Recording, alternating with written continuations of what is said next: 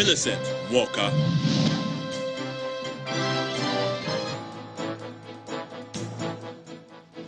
Hello and welcome.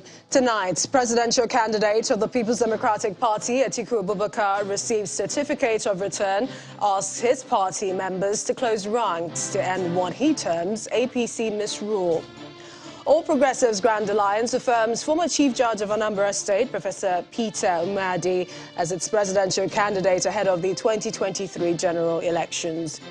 Uncertainty trails the National Convention of the Social Democratic Party as a faction of the party lays claim to its leadership and announces plans for its convention. And ban on activities of commercial motorcycle riders by Lagos State government comes into force. Operators comply with order. On Business News tonight, Federal Inland Revenue Service to commence recovery of unremitted tax deductions owed by some state and local governments.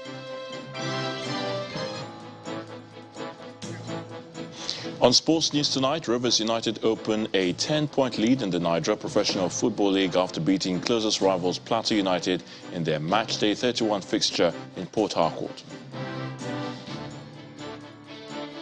And from Abuja, governors of Oyo and Niger states call for increased support for the Nigeria police to enable them tackle the challenge of insecurity in the country. And in international news from London, the United States announces it will send more advanced rocket systems to Ukraine to help it defend itself against Russia. It's time to close ranks. That's what the presidential candidate of the People's Democratic Party, PDP, Alhaji Atiku Abubakar, is urging members of the party to do as part of the move to end what he describes as the All Progressives Congress misrule of the country. The former vice president made the appeal in Abuja shortly after receiving his certificate of return from the leadership of the PDP following his victory in the party's presidential primary on Saturday. According to him, nobody should be excluded in the party's quest to wrestle political powers at the center in the next general elections. It was an unusual sight at the Wadata House, the headquarters of the People's Democratic Party, PDP, as the 2023 presidential candidate of the party, Mr. Atiku Abubakar, along with his supporters, meet with the party's National Working Committee. The last time PDP members gathered like this was on Saturday when the party held its presidential primaries. This meeting, which has in attendance some aspirants who contested the primaries with him, is held to present the certificate of return to the PDP 2023 presidential flag bearer. The national chairman of the PDP gets to the business of the day. He officially presents the certificate of return to Mr. Atiku Abubakar. I present this beautiful certificate to our candidate, President Alhaji Atiku Abubakar. Atiku Abubakar is not yet victorious. He's only been produced as our candidate, the candidate of the whole party. And as we march forward, we need all of you, because each one of you had a supporter. 13 presidential aspirants participated in Saturday's primaries, which saw the emergence of Mr. Atiku Abubakar as a PDP candidate. Mr. Abubakar appeals to all party members to work with him to win the general elections in 2023. We must pull everyone together. Nobody should be excluded, I beg of you.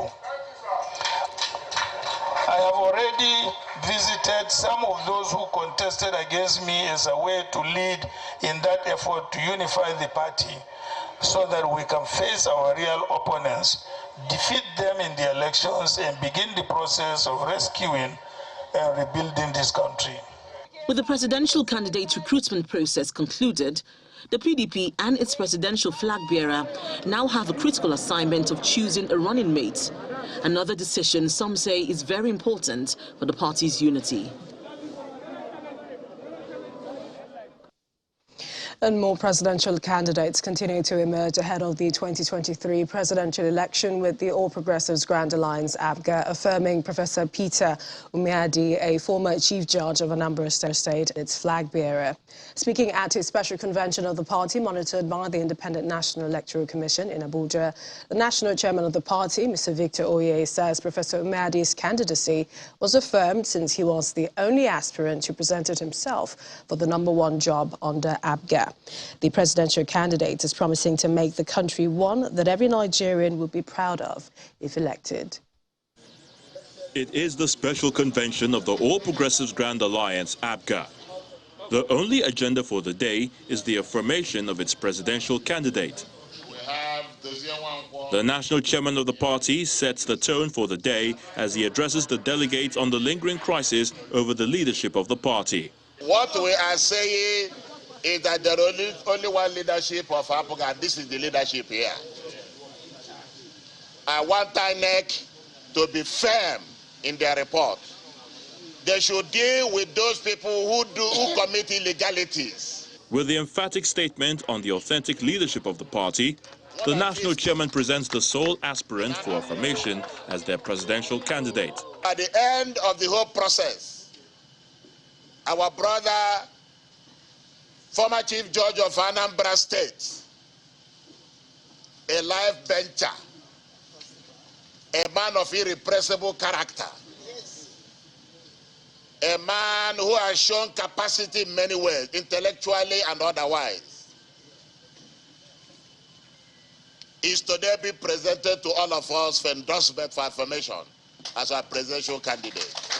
Delegates are then called upon to affirm the candidacy of Professor Peter Umeadi Ume through raising of hands. Presenting to you Professor Peter Umeadi. With the unanimous affirmation by the delegates, the candidate addresses the gathering.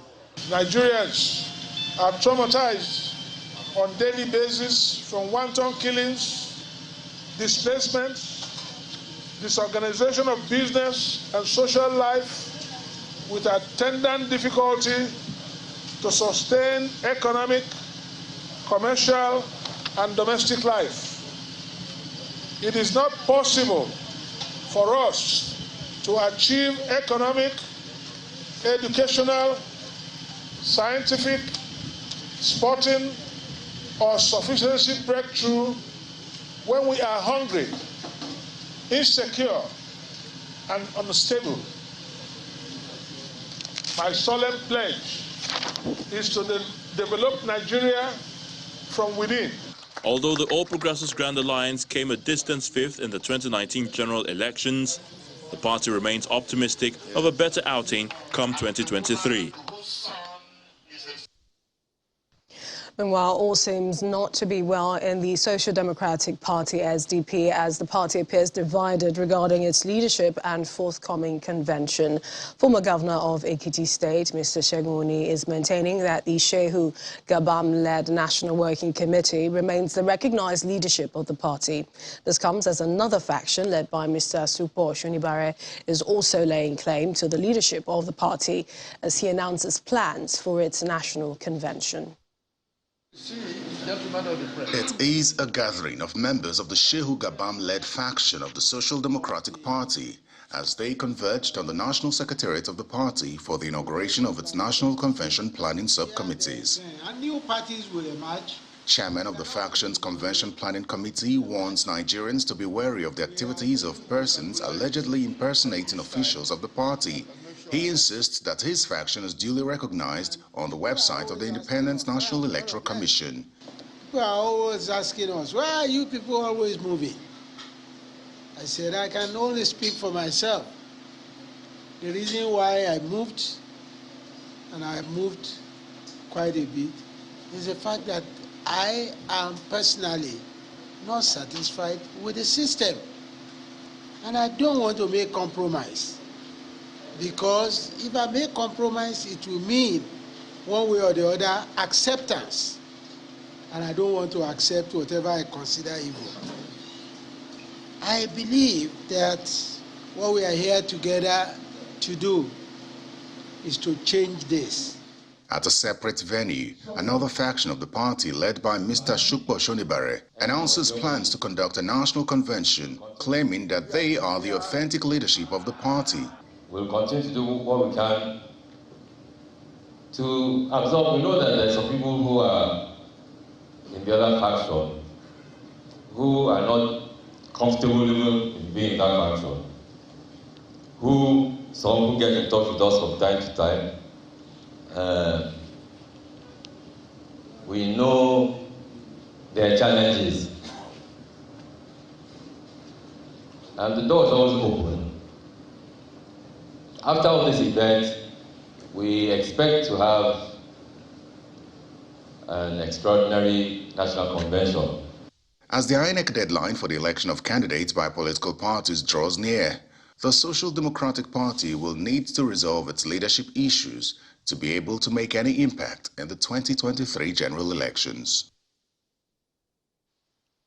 In Lagos State, the ban on the activities of commercial motorcyclists by the government and some councils has taken effect today. Our crew, who monitored the level of compliance on major roads in Ikeja local government area and Ojodo LCDA, reports that the enforcement appeared effective.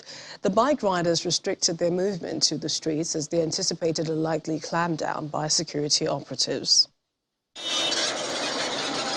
Compliance along Ogunusi Road in Ojodo Local Council Development Area seems effective as no commercial motorcycle riders ply the road.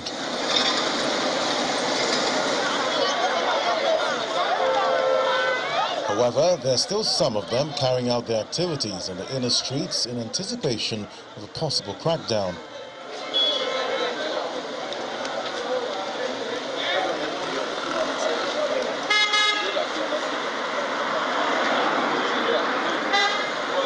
The motorcycle operators and commuters appeal to the government to limit the ban to the major roads.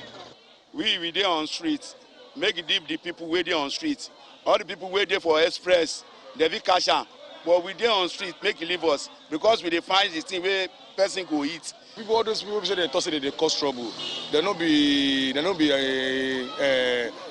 Nigerian citizens. They are from another country. Because I believe Nigeria cannot do like that, about Igbo or Hausa. But if you investigate very well, they are from Niger or Chad.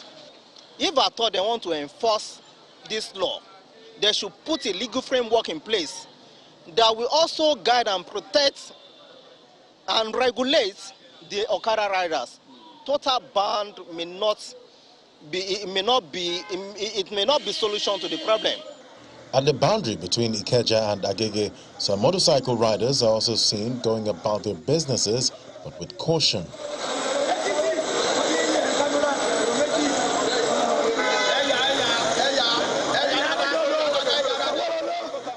Our union is putting more effort so that everybody have been registered and have the ID card.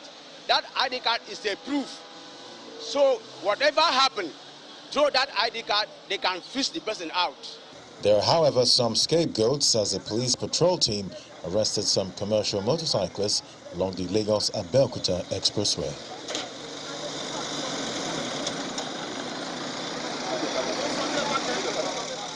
In part two, after the break, ahead of this year's Democracy Day, we begin examining the progress made in the various sectors of our national life in the past 1 year. Tonight, security comes under focus. Please stay with us.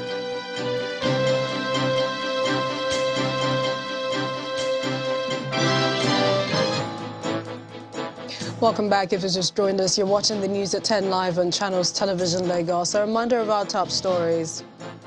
Presidential candidate of the People's Democratic Party, Atiku Abubakar, received certificate of return, asked his party members to close ranks to end what he terms APC misrule. All Progressives Grand Alliance affirms former Chief Judge of Anambra State, Professor Peter Meadi, as its presidential candidate ahead of the 2023 general elections. Uncertainty trails the National Convention of the Social Democratic Party as a faction of the party lays claim to its leadership and announces plan for its convention. And ban on activities of commercial motorcycle riders while the Lagos State government comes into force. Operators comply with order.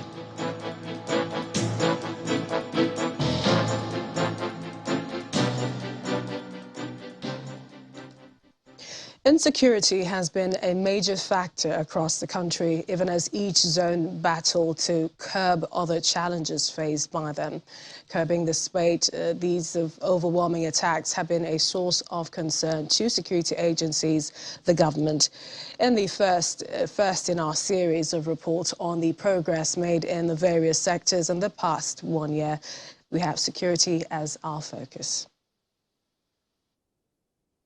We face enormous challenges: insecurity, pervasive corruption, the hitherto unending and seemingly enforceable fuel and power shortages are the immediate concerns.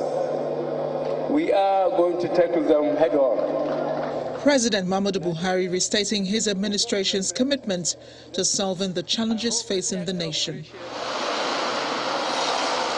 Perhaps topmost amongst these challenges is insecurity, which the president promised in May 2015 to prioritize with adequate equipment and personnel to reinforce the armed forces and the police.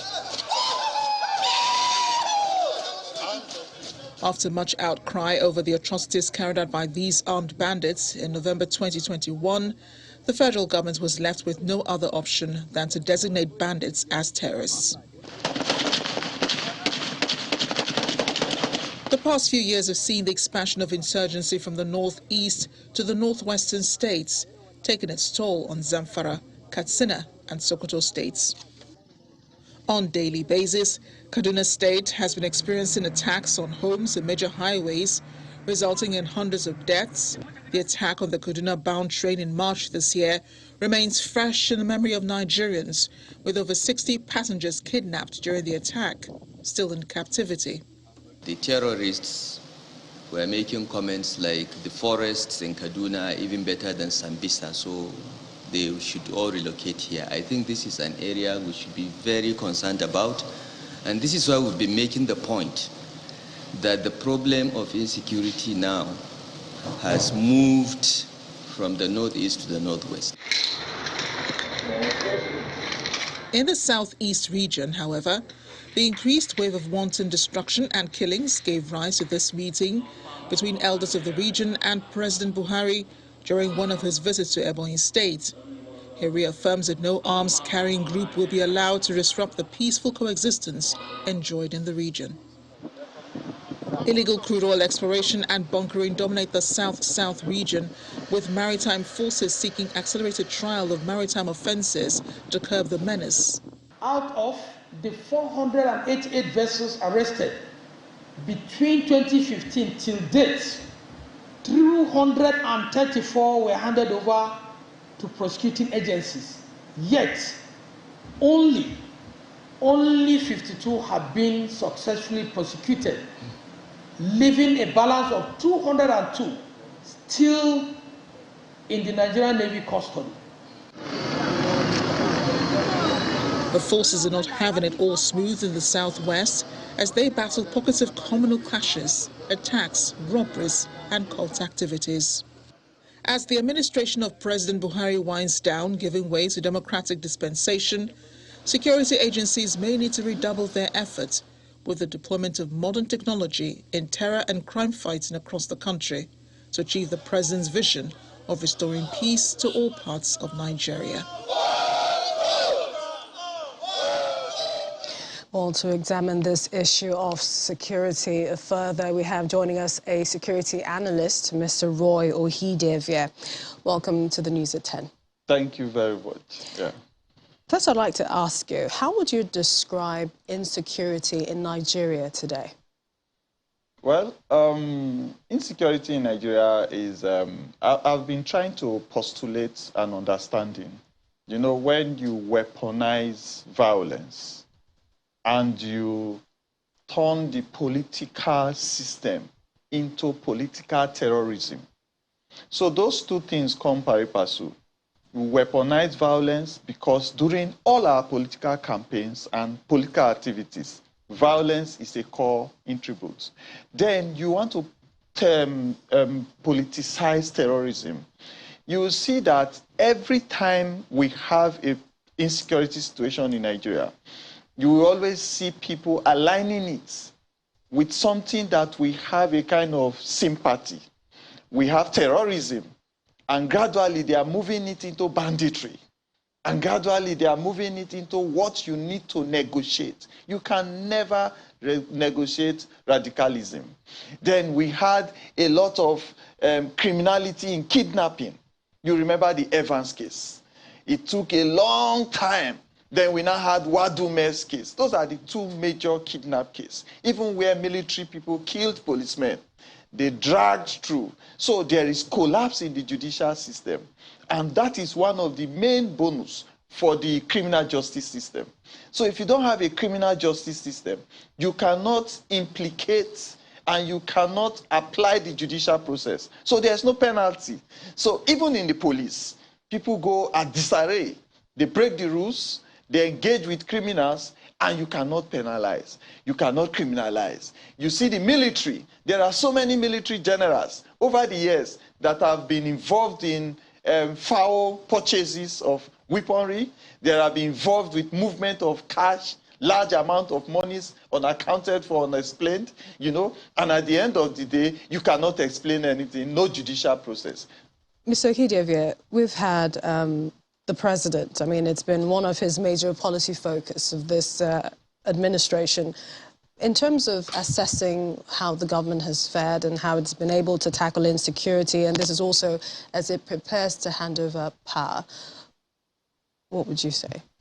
Okay, when this government was coming on board, let me first say that I'm not having any issues with any of the political parties, because all the people in the major political parties, A and B and C, they have moved within and without. Even the leadership have moved within and without. So let me say this, when the former president gave a phone call to the current president that, hey, we don't want trouble, we are stepping down, and there was silence and calm. And I told people, I said, is this silence peace? Silence is not always peace. Why? Because there were underground agreements with different kinds of parties. You know, every political system comes on board agreeing with parties to negotiate with them for control. Meanwhile, you are supposed to agree with your agencies to negotiate with you for intimidating the insecurity. Now, when you looked at when the government came on board, they started to review. We had the radicalization process. We will catch criminals, killers, murderers of our security agencies. We'll put them in nice places, begin to feed them very well, and give them education. And the displaced people, the IDPs, they were left in beggarly positions. Now we moved again. We started to negotiate with the bandits. We went into the bushes. This Kaduna governor that is speaking now, I did 9 years in one mechanized infantry division in Kaduna. He's speaking now, but you recall, it's on the news, it's on viral information, that he gave monies to certain groups of bandits to calm down. You are giving monies to people to calm down. Well, now, these are your comments and these are your words, but I really want to know, because, you know, we've been talking about the issues, you've talked about politics, and then you've talked about violence. I mean, moving forward, people want this to end. Insecurity in different parts of the country. Perhaps in a sentence, because we're sort of out of time, what's the solution? What's your solution? Well, we need to look at solution, because if you look at the issues, you will not get out of here. Solution is this: one, you must enrich and make the policing, the military attractive. One of the ways to make it attractive is to put in the right emoluments, to put in the right motivations. The second thing is to look for the right people that are interested in the agency jobs. I went into the military from a good background, but I went to serve. Now, if you look at the training curriculum, it's archaic, the ones that we have. We take some people abroad, we train them, we bring them back. They don't have the devices you used to train them. We'll have to have you come again, talk to us about this very important issue. We appreciate your time. Security analyst, Mr. Ohidievie, Roy Ohidievie. Thanks so much for joining us. It's a pleasure.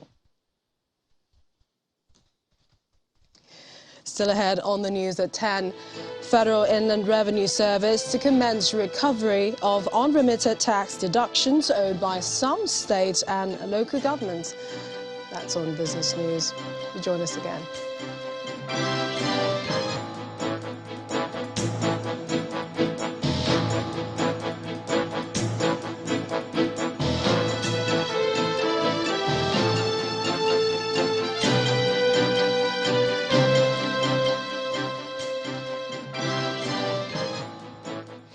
Welcome back, and it's over to you, Linda Kibwe. Hello, Millicent. Now we continue with the theme of security. Governor Seyi Makinde of Oyo State and his Niger State counterpart, Governor Abubakar Bello, are calling for support to the police to tackle the challenge of insecurity in the country. They made the call at the decoration of the newly promoted senior police officers at the force headquarters in Abuja. A total of 32 officers were decorated at the event. Our correspondent, Emperor Simon, reports. Guests including Governor Seyi Makinde of Oyo State and Governor Abubakar Bello of Niger State, the Inspector General of Police, Mr. Usman Alkali Baba, and other senior officers of the Nigerian Police Force have converged on this hall to witness the formal decoration of the newly promoted senior officers of the police with their new ranks.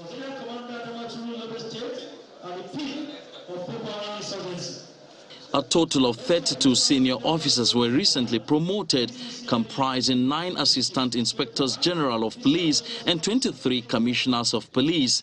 Among them is the former acting chairman of the Economic and Financial Crimes Commission, Mr. Ibrahim Magu.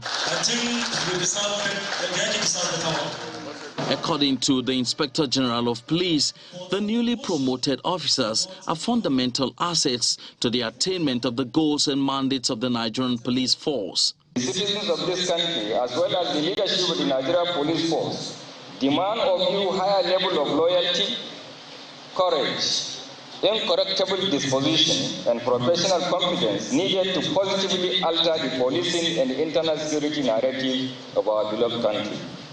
Governor Seyi Makinde at the event makes a case for the police, calling for more support for the agency to enable it confront the current security challenges in the country. As a nation, we're also going through a very difficult time economically. So I pity some of you because you're being asked to do more with less at this particular time. The senior officers are decorated by their spouses alongside the guests, including the Inspector General of Police. Niger State is among the states in northern Nigeria faced with security challenges, but Governor Abubakar Bello commends the efforts of the police so far in combating the situation. The state has been generally quiet, and I hope it remains like this. But we'll keep an eye at all times to see that something new or surprises don't spring up. This new attainment by the newly decorated officers is expected to serve as a morale booster and spur them to put in their best in the discharge of their responsibilities. Emperor Simon, Channels Television News. Meanwhile, former Minister of Interior, Lieutenant General Abdurrahman Dambazo, is advocating better welfare for pastoralists as a panacea for tackling the security challenges in the country. According to him, such initiative involves access to quality education and healthcare facilities, in addition to skill acquisition.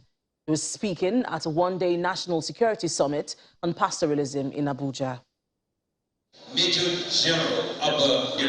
is the first National Security Summit to be organized by the Miyetti Yala Cattle Breeders Association of Nigeria, or MACBA, and it is to address the security challenges in the country, especially those relating to herdsmen and farmers.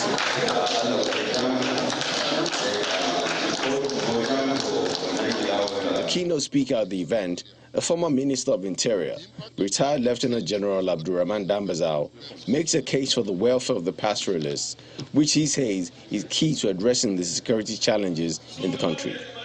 I can bet that Fulbe pastoralist community has not benefited from the Empower Social Welfare Project of this government, in which billions of naira have been spent because, in the first place, they have no known address, are mostly uneducated, lack access to the internet or computers, and also such information does not reach them at all.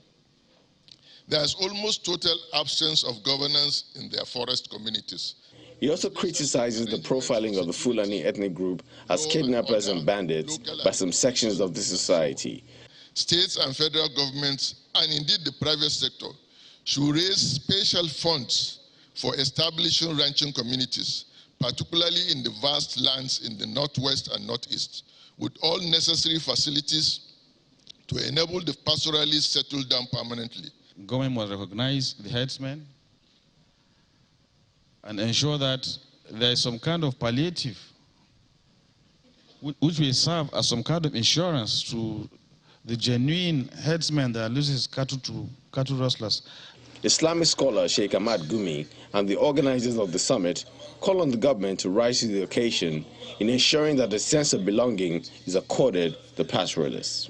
The least they need is a Minister of Nomadic Affairs that will look into their problems. Let those who are busy profiling the pastoralists, stigmatizing them as criminals, stop doing that, because there is no tribe in Nigeria that will not find criminal among their folk. A communique with recommendations is expected to be issued at the end of the summit, which the organizers say should provide lasting solutions to the security problems in the country. Staying with security, several people have reportedly been kidnapped by bandits who attacked travelers on the Kaduna-Birnin-Gwari Road in Kaduna State. The bandits were said to have blocked the highway on Tuesday and in the process set about 8 vehicles ablaze while they abducted some travelers, most of them women and children. Police authorities are yet to confirm the incident, but a statement by the chairman of the Birnin-Gwari Vanguards for Security and Good Governance, Mr. Ibrahim Nagwari, explains that the bandits intercepted a convoy of motorists with security escorts between Kuriga and Manini near Udawa. Re-echoing the state government's recent findings, Mr. Nagwari says the bandits have formed an alliance with the Ansaru terrorist groups to declare war on the residents of Birnin-Gwari.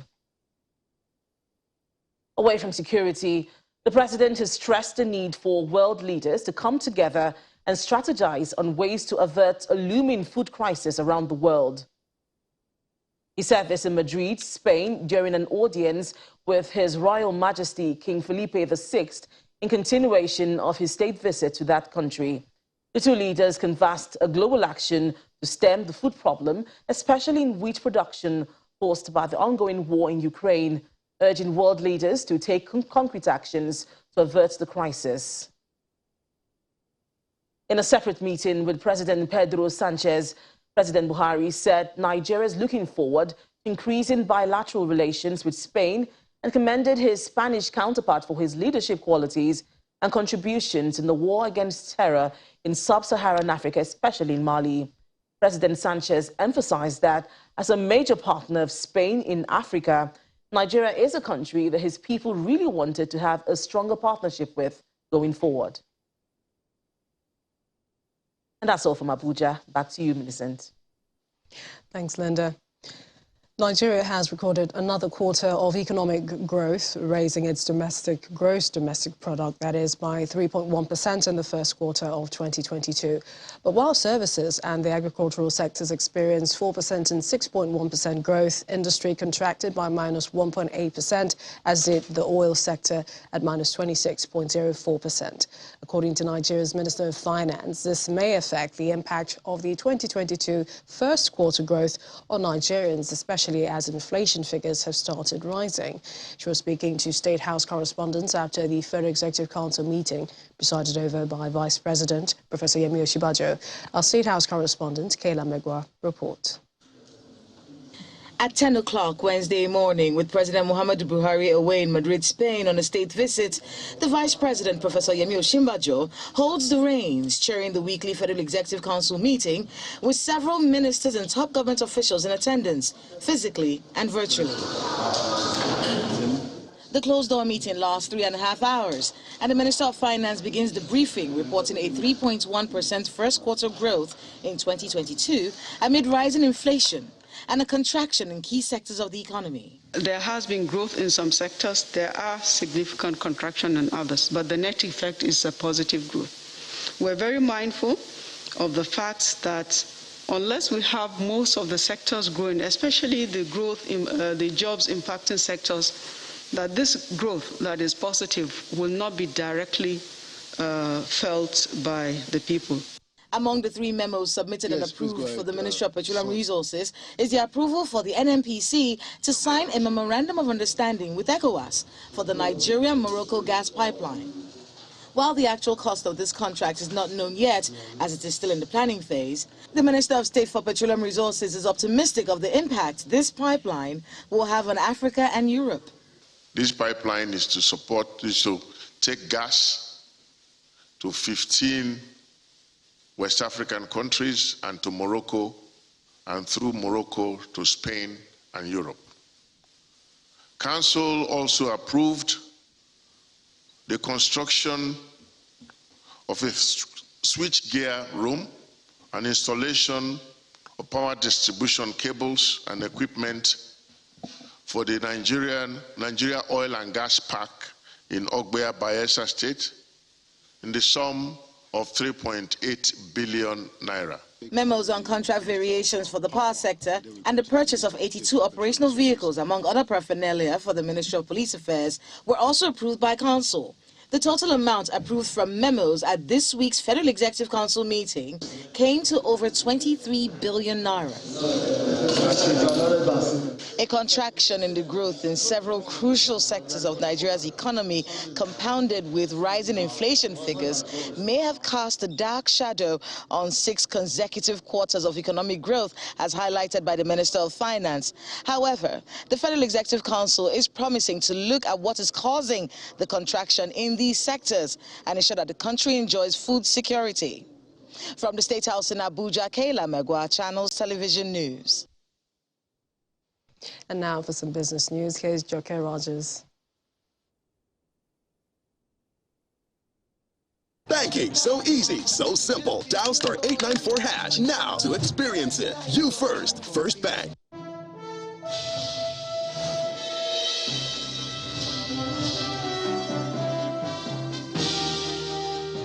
Welcome to Business News. The Federal Inland Revenue Service is set to commence recovery of unremitted tax deductions owed by some state and local governments. A statement by the service released today says most states and local governments have failed to remit withholding tax and value-added tax deductions from payments made to contractors and service providers as required by law. While threatening to publicly name and shame the defaulting states, the FIRS says the federal government will be advised to reject their requests for external and domestic loans. Africa's largest credit rating agency, GCR, has assigned an A+ rating to the Lagos State government's 137.3 billion naira Series 4 bonds. According to the agency, the rating was underpinned by Lagos State's robust internal economy, evidenced by strong and growing internally generated revenue. At the same time, GCR placed the state's senior unsecured long-term bond issue with a positive outlook on expectations that it will continue to report strong internally generated revenue growth and a generally improved financial profile over the outlook period. Motorists in South Africa are now paying R2.43 more for a litre of petrol and R1 for and 10 cents more for a litre of diesel as the price of fuel increased today, tipping over the 24 Rand per litre mark. The Automotive Association welcomed the government's announcement that it will extend fuel relief in the form of a reduced general fuel levy in June and July, but it says that the massive increases in fuel prices are still going to hurt consumers and the economy. The continuation of the Russia-Ukraine conflict, supply chain bottlenecks, and of course, a tightening of global monetary policy have led to further unfavorable changes in the 2 key drivers of the regulated petrol price. Now let's head to the local stock market, which began the first trading day of June in the red and the 3rd decline in the week. Will Ibong has more details.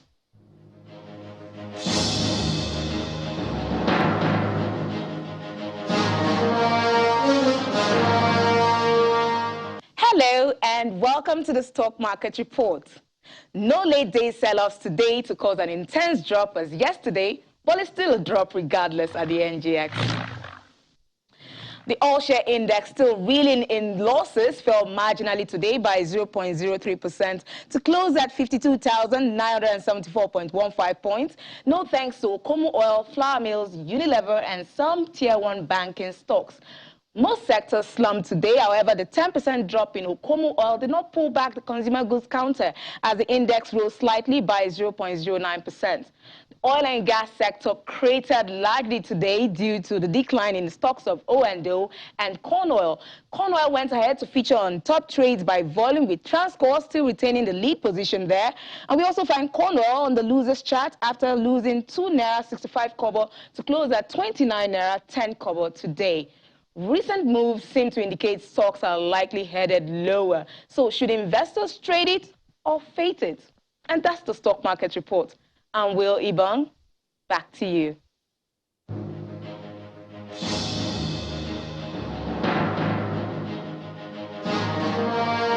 That's business news on the news at 10. Back to you now, Millicent. Banking, so easy, so simple. Dial *894# now to experience it. You first, First Bank.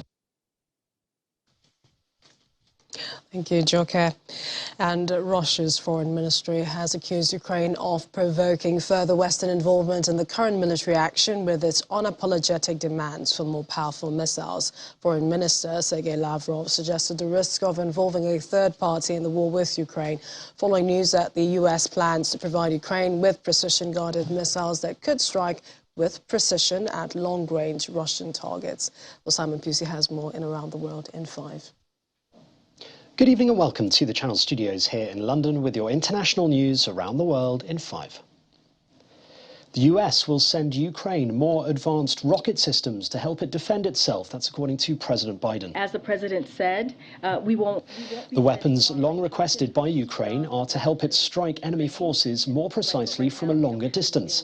Until now, the US has refused the request out of fear the weapons could be used against targets in Russia. Moscow said it viewed the latest US weapons package to Ukraine, including the new systems, extremely negatively. Separately, the German government has promised to send an air defense system to Ukraine. Chancellor Olaf Scholz told MPs that the IRIS-T system was the most modern Germany possessed and would enable Ukraine to defend an entire city against Russian air attacks. A senior UN official says she had constructive discussions in Moscow with the Russian First Deputy Prime Minister on facilitating Russian grain and fertilizer exports to global markets. It was in Moscow. The spokesman said Rebecca Grinspan was now in Washington for talks on the same issue, with the key aim of addressing growing global food insecurity. However, the likelihood of a global food crisis increases by the day. Here, stocks of sunflower seeds burning inside a storage unit after it was hit by shelling in Ukraine's eastern Donetsk region. Pope Francis has appealed to authorities to lift the block on wheat exports from Ukraine, saying the grain cannot be used as a weapon for war. Speaking at his general audience to thousands of people in St. Peter's Square, he said the block should be lifted because many millions of people depend on wheat from Ukraine, particularly in the world's poorest countries. The state governor of Oaxaca State in Mexico says that at least 11 people are dead and more than 20 missing after Hurricane Agatha struck. Agatha made landfall on Monday as a Category 2 hurricane, the strongest to hit Mexico's Pacific coast in the month of May since records began in 1949. Heavy rain brought by Agatha triggered landslides and flash flooding. Most of the victims were swept away by rivers or buried in mudslides. Agatha arrived on Mexico's coast near Puerto Angel with winds of up to 169 kilometers per hour. The Somali government says more than 300,000 children are facing acute malnutrition and nearly 800,000 Somalis have been displaced by the drought affecting the Horn of Africa. The new president, Hassan Sheikh Mohamud, visited Bioda in the worst affected region. The United Nations has warned that the Horn of Africa is suffering from its worst drought in 40 years, following 4 consecutive poor rainfall seasons.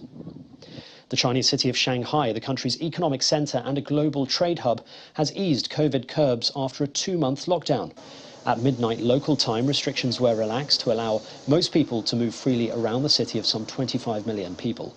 But at least 650,000 residents will remain confined to their homes. China's overall policy of zero COVID remains in place, and people catching COVID will still face quarantine or hospital. Final preparations are being made for the Queen's Platinum Jubilee, with events due to be held across the UK in her honour. Workers continued construction of a stage and seating outside Buckingham Palace. Meters from where the first royal fans were already beginning to gather despite the rain. Without the Queen, Britain would be Britain, but she makes it great. Celebrations are due to start on Thursday and will run until Sunday to mark the Queen's 70 years on the throne. Festivities will start with the Queen's official birthday parade, ending with an RAF flypast watched by members of the royal family on the balcony of Buckingham Palace. And finally, a camera crew have got up close to sizzling hot lava flowing from Italy's Mount Etna, Europe's highest and most active volcano. The 3,330-metre high volcano has roared back into action in recent weeks, spewing lava and ash high over the Mediterranean island of Sicily. With a temperature of lava reaching between 700 to 800 degrees Celsius, it's rare to get footage so close up. Etna often erupts but rarely causes damage and is believed to have been the longest written record of eruptions than any other volcano. The last major eruption occurred in 1992. And that's your international news around the world in 5. Now back to the Channel studios in Lagos. And the main news again.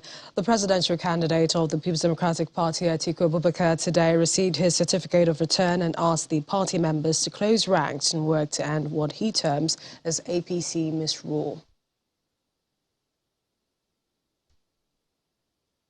Also today in Spain, the president expressed Nigeria's readiness to hold first ever global conference on tourism, culture and creative industry. That's in November. That's News 10 tonight. Thank you for watching. I'm Minister Walker. Have a good night and stay safe.